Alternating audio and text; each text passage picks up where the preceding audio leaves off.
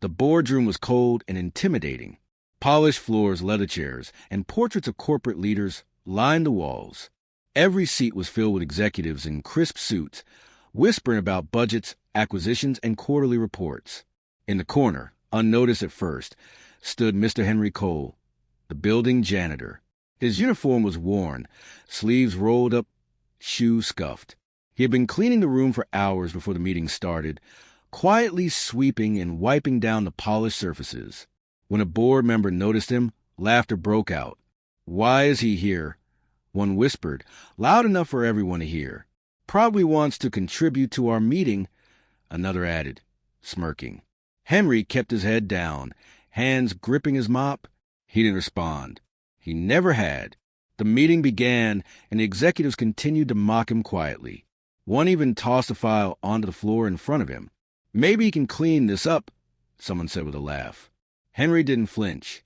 He continued his work, moving silently, methodically, almost invisible. Then the chairman entered, a tall, imposing man with sharp eyes and commanding presence. The room went silent immediately. "Before we begin," the chairman said, scanning the room, "I want to acknowledge someone." The executives glanced at each other, confused. "This man," the chairman said, nodding toward Henry, "has been with this company longer than most of you have held your positions. He knows every corner, every hidden problem, and every operational detail of this building. He has saved us from countless disasters, fires, leaks, electrical failures, even security breaches, all before they became headlines." Murmurs rippled through the room. Some executives shifted uncomfortably. Henry looked up.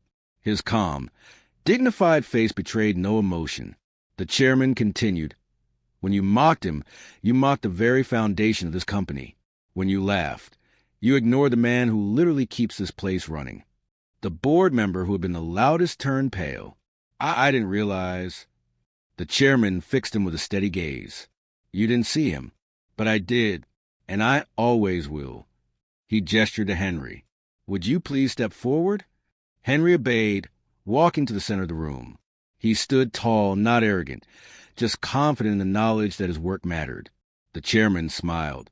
"Henry, do you remember last year, the storm that knocked out half our servers?" Henry nodded. "You were the first on site. You stayed all night, patched the systems, cleaned the equipment, and prevented what could have been a multi-million-dollar disaster." The executives shifted, now realizing the weight of what they had dismissed. The chairman looked around. "Ladies and gentlemen, respect is earned, not measured by